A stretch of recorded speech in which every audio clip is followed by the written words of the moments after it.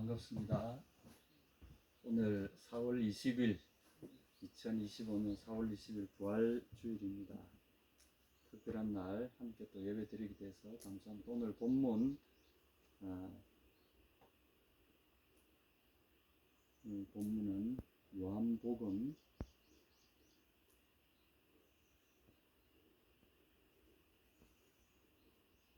8장 23절에서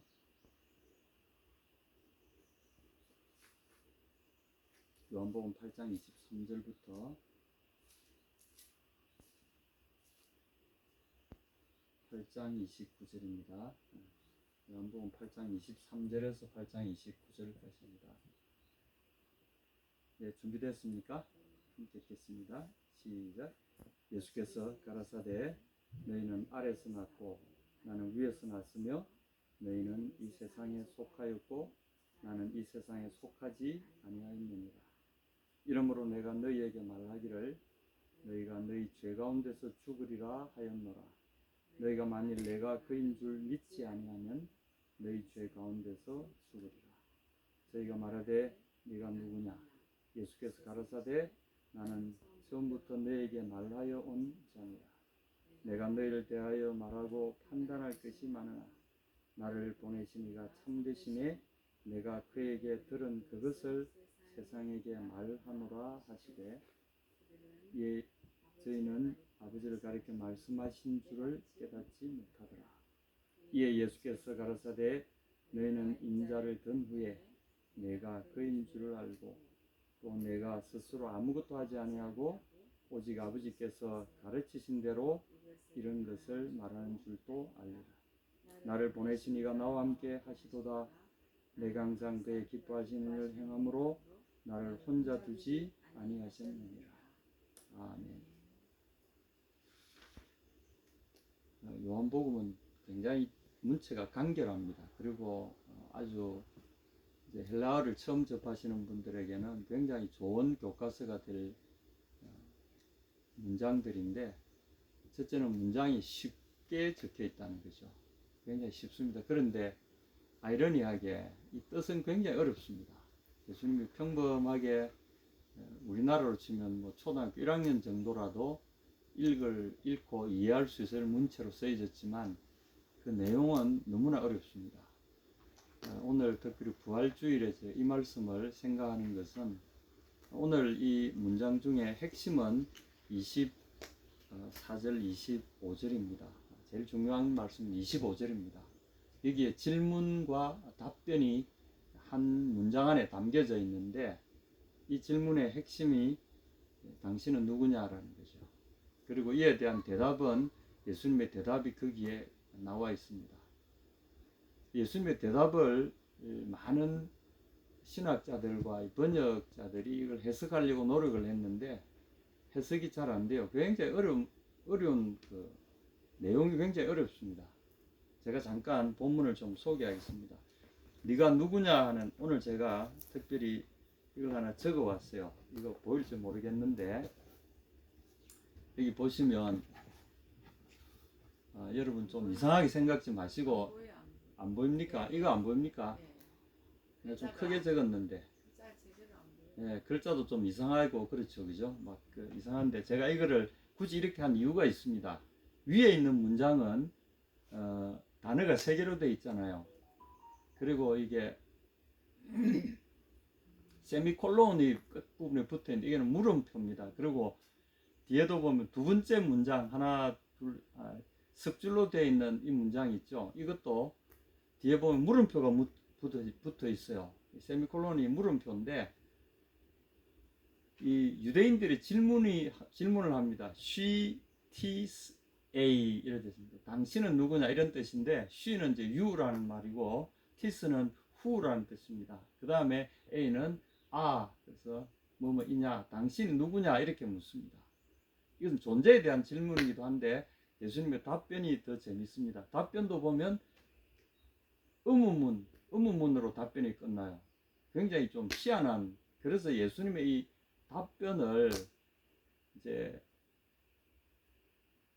지금 여러분 영어 성경 이렇게 다양한 수십 가지 영어 번역본들이 있는데 대부분이 이걸 뭐라고 처음부터 너에게 말하여 온 자다 이렇게 해석하고 있어요. 이 처음부터 너에게 말하여 온 자라는 이 번역은 사실은 그 종교교육의 아버지인 칼빈이 한 해석입니다. 그러다 보니 성경 번역에 있어서 굉장히 특히 개신교 쪽에 영향을 많이 끼친 분이 칼빈인데, 예를 들면 뭐 거듭난다고 한 이 번역 있잖아요. 요한복음 3장 이 3절에 나오는 거듭나야 하늘을 천국을 볼 수 있다. 또는 거듭나야 구원을 얻는다. 이게 거듭난다는 말을 처음 번역한 사람도 역시 칼빈입니다. 근데 칼빈의 번역은 교부들의 번역은 좀 달라요. 그리고 저도 칼빈의 번역을 그렇게 선호하지 않습니다. 왜냐하면 칼빈의 번역이 물론 탁월하지만 좀 원문을 임의로 좀 이렇게 고쳐놓은 의미가 너무 강해서 원문의 뜻을 살피기 어려워요. 그래서 오늘 제가 나누고자 하는 이 25절에 여러분 답변을 한번 잘 들어보십시오. 이 해석대로 나는 처음부터 너에게 말하여 온 자니라. 이게 뭔 뜻이죠?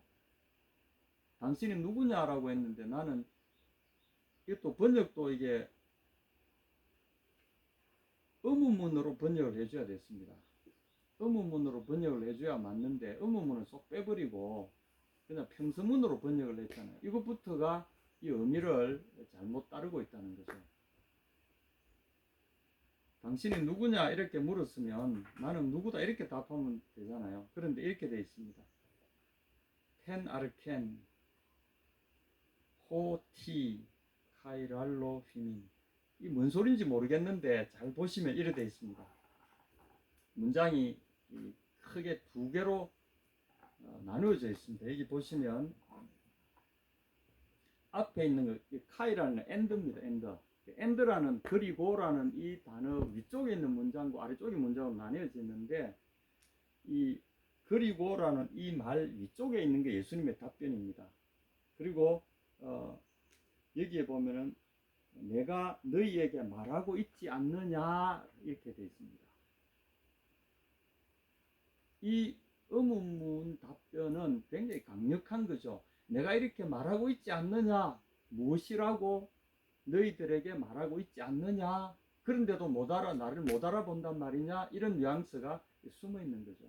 너무나도 당연한 이야기를, 또는 내가 이런 것을 너희들은 몰랐단 말이냐, 이렇게 묻는 거죠.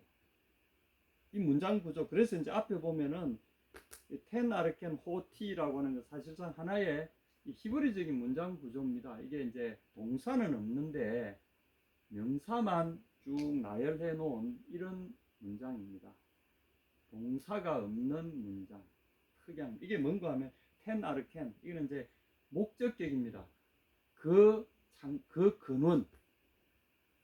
근원을 내가 말하고 있지 않느냐. 그리고 그 근원을 설명하는 말이 그 뒤에 나오는 호티, what he is, 이런 뜻입니다. 그가 모든 존재의 근원이라는 것을 내가 너희에게 말하고 있지 않느냐. 이게 어거스틴과 대부 중에 유명한 크리소스톰이라는 분이 한 이 번역입니다. 근데 그게 원문에 저도 이게 동의합니다. 왜냐하면 이것을 시작이라고 번역할 것이 아니라 예수님이 하셨던 말씀으로 번역하는 것이 좋아요. 이게 어디서 나오냐면 여러분 계시록 3장 14절 한번 보시겠습니까? 여기 보면 예수님이 똑같은 텐 아르켄, 똑같은 테 아르케 이렇게 해서 아르케라는 단어를 번역, 아르케란 말은 두 가지로 쓰인 단어는 시작이란 말과 모든 곳의 시원, 근원, 이런 의미로 두 가지로 크게 대별됩니다. 그래서 모든 존재의 시작 또는 존재의 근원, 아리스토텔레스는 이 말을 제1원인 뭐 이렇게 쓰고 있습니다. 그래서 모든 것을 존재하게 만든 최초의 근원자, 그런 의미로도 씁니다. 왜냐하면 이게 시작이라는 의미를 처음에 갖고 있기 때문에 모든 것을 시작하게 한 그 존재, 이게 이제 철학자들이 그토록 중시하는 아르케라는 단어를 예수님은 내가 바로 그 아르케다 이렇게 말씀하신 겁니다. 내가 너희에게 그가 바로 그 아르케라고 말한 사실을 너희는 모르느냐, 내가 이렇게 말하고 있지 않느냐. 이렇게 되어가신다고 보는 것이, 그래서 어거스틴과 크리소스톰이 한 이 번역이 저는 옳다고 봅니다. 이것을 시작 처음부터 너에게 말하여 왔다, 이 번역은 너무나 엉성하고 뜻이 통하지 않습니다. 왜냐하면 여러분, 예수님이 말씀하신 것 중에 계시록 3장 14절을 한번 찾아주시겠습니까? 찾으셨습니까? 계시록 3장 14절.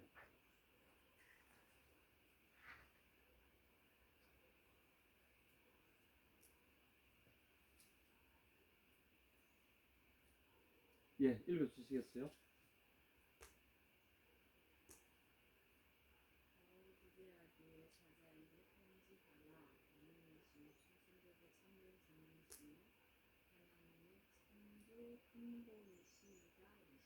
이 누가 하신 말씀입니까? 부활하신 예수님이 요한에게 나타나서 하신 말씀이죠. 여기에 자신을 어떻게 소개하셨어요? 하나님의 창조의 근본. 이게 바로 헤아르케 테스 크티세우스투 데오, 하나님의 창조의 헤아르케, 바로 그 근본, 창조의 시작점, 모든 것을 있게 하신, 시작되게 하신 이에, 이걸 바로 예수님은 자기 자신을 통해, 자기 자신을 누구라고 밝히신 부분이 이 말씀입니다. 그 다음에 또 있습니다. 21장 6절에, 계시록, 똑같은 계시록 21장 6절에 예수님 또 말씀하십니다. 계시록을 시작하시고 시작하실 때도 이 말씀하시고 끝내실 때도 이 말씀을 하셨어요. 자, 여기 보십시다. 시작. 또 내게 말씀하시되 이루었도다. 나는 알파와 오메가요 처음과 나중이라. 내가 생명수 샘물로 목마른 자에게 값없이 주리니. 여기도 보면 여기는 처음과 나중에서 처음이라고 번역되어 있죠. 이게 헤아르케입니다. 그러니까 모든 것의 시발점과 모든 것의 종착점이 되는 분. 그러니까 이 3장 14절이나 21장 6절이나 이 같은 창조의 근본이라고 하는, 창조의 시작이라고 한 그 말, 여기서도 똑같은 거죠. 헤아르케, 똑같이 the beginning 이렇게도 쓰이는데, 여기는 그 beginning이라는 의미가 처음부터라는 그런 단순한 의미가 아니라 모든 존재의 시발점, 근원자로서의 자신을 이야기하시는 겁니다. 그래서 이런 번역들을 놓고 보면 우리가 상황에 따라서 이 말을 이렇게 번역 또는 저렇게 번역할 수 있지만, 예수님이 사용하신 이 헤아르케라는 이 단어는 명백하게 창조의 근원, 존재의 시발점, 모든 것을 있게 한 제1 원인자, 우리가 이렇게 말하는 그런 것과 일맥상통한다고 볼 수 있는 거죠. 그래서 예수님은 자기 자신을 누구라고 말했습니까? 나는 바로 창조의 근본이다 라고 너희에게, 그가 바로 창조의 근본이라고 내가 너희에게 말하고 있지 않느냐. 이건 강조형이죠. 나는 창조의 근본이다. 그리고 이제 제3자형으로 이렇게, 그가 누구냐 하면 바로 창조의 근본이다 라고 너희에게 말하고 있지 않느냐. 예수님은 자기 자신을 설명하실 때 제3자형으로 많이 설명하셨어요. 예를 들면 눈 먼 채로 태어났다가 나중에 들어서 이제 성전 앞에서 구걸하던 사람 예수님이 눈을 뜨게 하셨잖아요. 근데 이 사람이 눈을 뜨고 나서 나중에 너무 좋아서 막 하다 보니까 자기 눈을 뜨게 해주시니 누군지를 몰랐어. 그래갖고 이제 나중에 알고 보니까 예수라는 분이 자기를 고쳐주었다고 듣게 됐어요. 그래서 예수님을 다시 만났을 때 예수님과 대화를 하면서 그가 누구십니까? 어떤 분이 제 눈을 뜨게 해주셨는데 누군지 제가 잘 모릅니다. 예수님이 너와 말하고 있는 그가 바로 그니라. 이렇게 또 우물가의 여인이 예수님과 대화를 하다가 나중에 그가 누구십니까? 내가 그를 믿고자 합니다. 그가 누구십니까? 너와 말하고 있는 그가 바로 그니라. 이 제3자형으로 표현하는 이런 문장 방식을 써서 여기서도 보면 그가 누구냐, 태초의 창조의 근원인 바로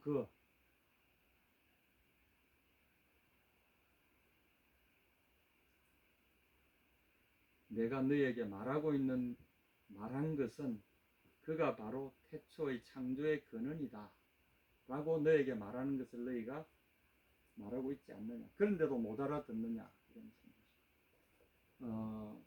이제 우리가 부활절에 특히 부활은 뭘 의미하는 거죠? 진실과 진리라는 말이 있어요. 진실과 진리가 있는데 진실이 더 큽니까? 진리가 더 큽니까?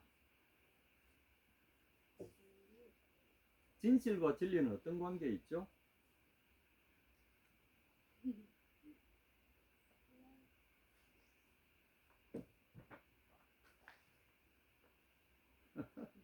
진실은 이제 진리의 한 증거가 되는 거죠. 진리는 하나의 근본 법칙이잖아요. 진리는 모든 것을 아우르는 거잖아요. 모든 것이 기반이 되는 거잖아요. 그런데 진실은 지금 우리 현실 속에 실제로 일어난 일, 실제로 되어진 일, 사실과 좀 비슷하죠, 그죠? 사실과 진실은 비슷한 거죠. 그 사실 속에 우리가 이제 여러 가지 주장들이 있으면 이런 주장 저런 주장 중에서도 원래 그 본질을 꿰뚫고 있는 흐트러짐 없는 올바른 실제로 일어난 일, 그건 진실이죠. 요새는 이제 하도 뭐 거짓말들이 많으니까 시사 용어에서도 실체적 진실 이런 말을 쓰잖아요. 실체적 진실을 밝혀야 된다. 그 실체라는 말은 실제 있었던 어떤 사건의 전모를 말하는 것이고 그것의 진정한 모습, 그걸 이제 실체적 진실 이렇게 이야기하십니다. 근데 그것은 이 실체적 진실, 좋습니다. 실체적 진실은 뭘 말하냐 하면 그것을 다스리고 있는 근본적인 어떤 원리를 그 진실 속에서 찾아낼 수 있다는 거죠. 이 진실들이 모여서 진리를 하나의 그렇고 이러하다 보니 이것은 이러한 어떤 원칙 위에 있구나. 예를 들면 진리를 이야기할 때 인간은 사랑으로 먹고 산다. 이 진리잖아요. 우리가 그런 진리에 도달하려면 우리를 끌리게 하는 그 어떤 힘을 우리가 계속 추적하잖아요. 사람들이 노래를 불러도 그렇고 어려움에 처할 때도 그렇고 어릴 때부터 죽을 때까지 엄마가 보고 싶어. 나를 품어주던 엄마가 보고 싶어. 나를 사랑하던 우리 형제가 보고 싶어. 친구가 보고 싶어. 이래 하잖아요. 그럼 그 보고 싶다라고 하는 건 진실이잖아. 우리를 끌고 가는 실제적으로 우리를 붙들고 있는 실제로 일어난 일, 진실이잖아. 그럼 이 진실은 뭘 말하는 거죠? 사람들은 사랑으로 산다라는 진리를 이야기하고 있다는 거죠. 이해가 되십니까? 뭐 제 설명이 딱 하지는 않지만 예수님의 부활 사건이 제가 왜 이 이야기를 하냐면 부활 사건은 하나의 진실입니다. 실제 일어났던 일이죠.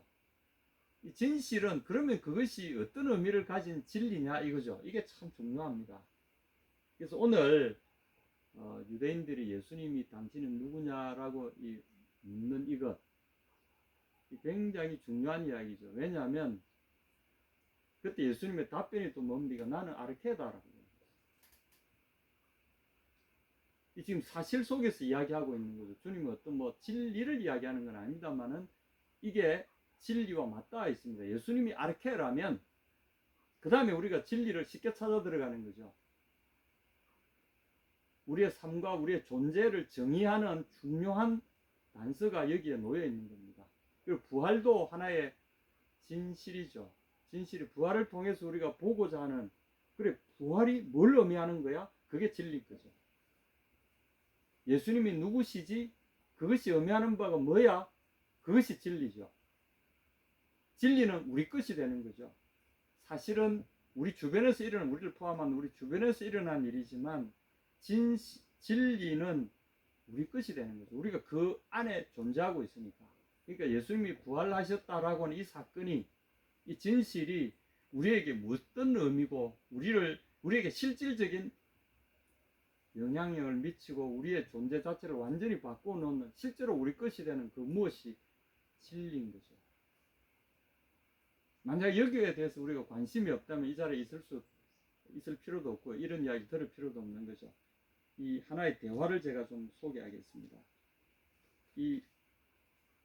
특히 우리 예수님의 복음 가운데서 늘 보면 예수님 누구신가 하는 것이 오래된 논쟁거리였어요. 그것이 가장 중심 주제였어요. 당신이 누구냐는 거죠. 근데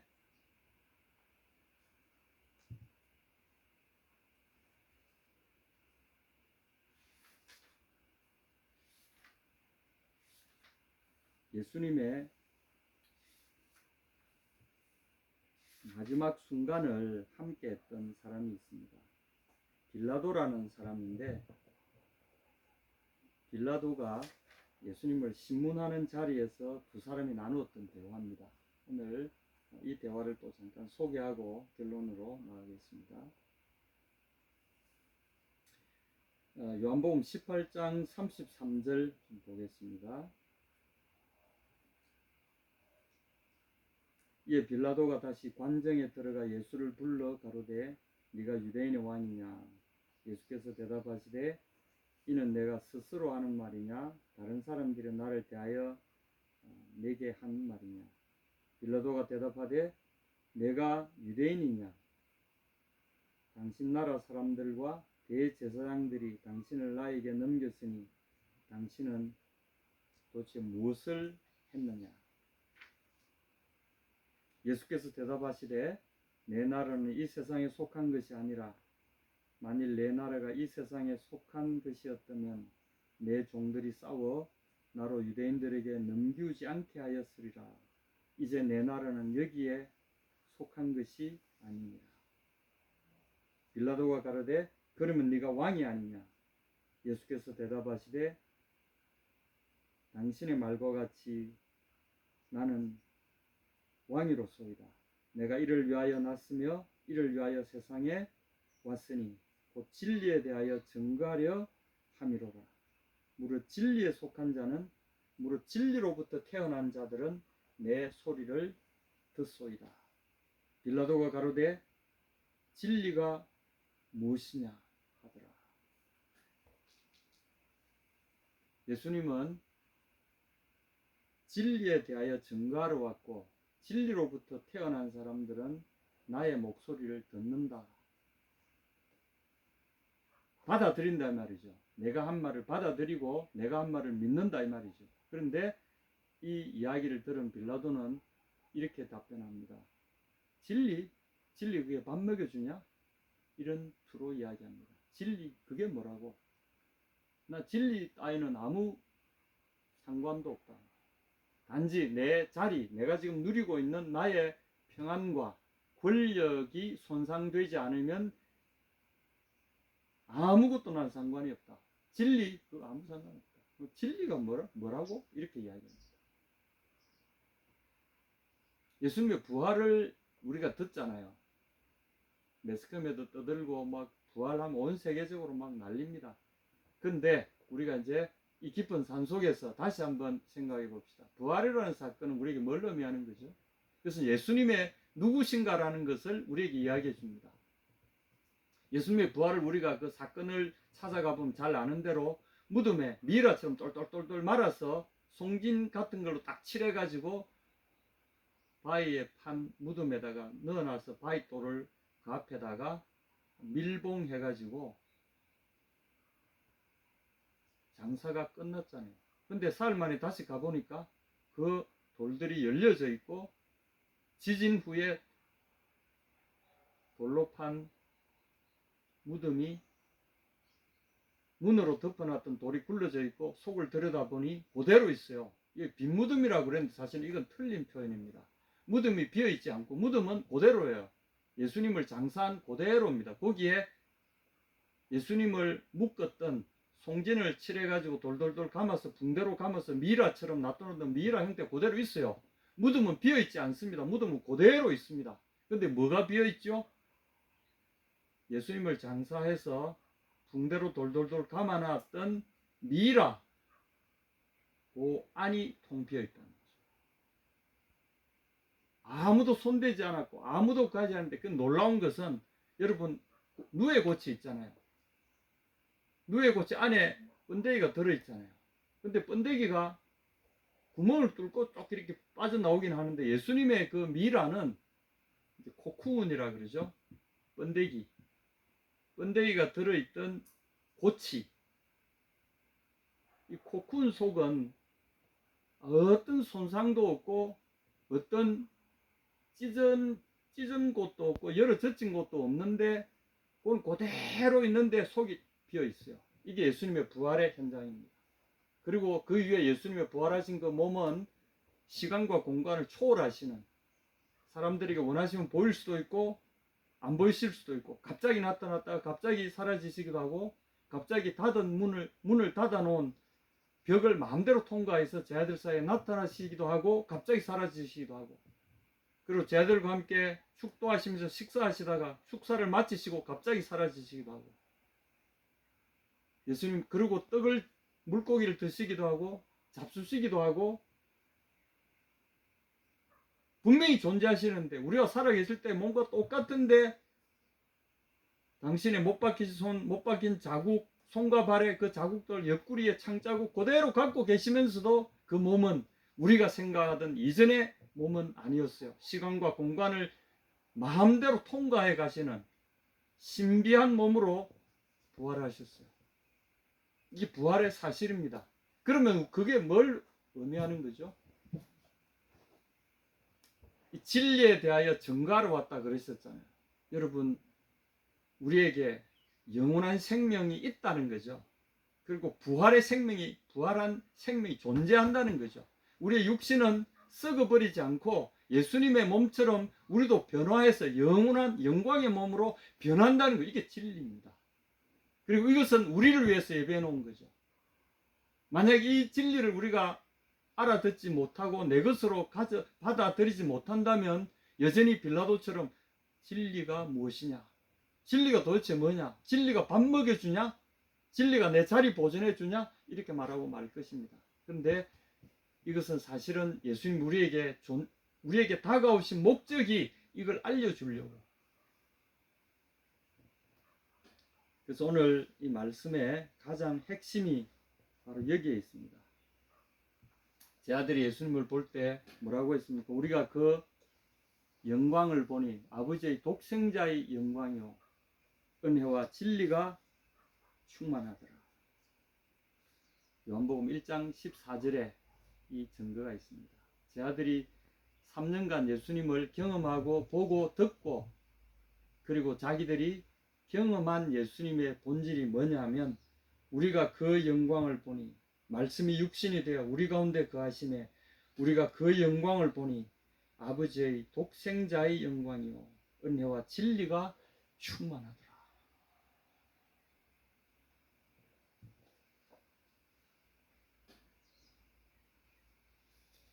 다시 우리 본문으로 돌아갑니다. 8장 25절.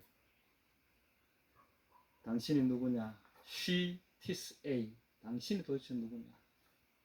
그때 예수님이 말씀하십니다. 켄 아르켄 호티. 그가 누구인 것, 곧 창조의 근본인 것을 랄로 휘민. 내가 너에게 말하고 있지 않느냐. 여러분, 진리에 속한 사람들은 이 말을 듣습니다. 내가 창조의 근본이라는 것을, 그가 누구, 곧 창조의 근본이라는 것을 내가 너에게 말하고 있지 않느냐. 창조의 근본이 우리에게 무엇을 이야기합니까? 영원한 생명이 존재한다는 거죠. 왜냐하면 당신 안에 있는 영원한 생명을 창조의 근본인 그분이 누구에게 부여해 주려고 우리 오신 겁니까? 예, 우리에게 나누어 주시려고. 그래서 사도 바울께서는 이렇게 담대하게 결론을 냈습니다. 우리의 시민권은 곧 하늘에 있는지라. 우리의 시민권은 하늘에 있다는 거죠. 우리의 시민권은 하늘에 있는지라. 그이로써 구원하는 자 곧 주 예수 그리스도를 기다리노니 그가 만물을 자기에게 복종케 하실 수 있는 자의 권능으로 우리 천한 몸을 자기 영광의 우리 낮은 몸을 자기 영광의 몸의 형체와 같이 변케 하시리라. 이게 진리입니다, 여러분. 예수님의 부활은 우리에게 진실을 이야기해 주는 것이고요. 그리고 그 진실 속에서 예수님이 우리에게 이야기하시는 것, 창조의 근본이신 그분이 우리에게 말씀하시는 그 핵심은 바로 내가 이렇게 부활하였듯이 내가 너희를 부활시켜서 나와 영원토록 함께 있게 하려고 내가 왔노라. 이것이 진리에 대한 나의 증거고 이것을 위해서 내가 왔다는 거죠.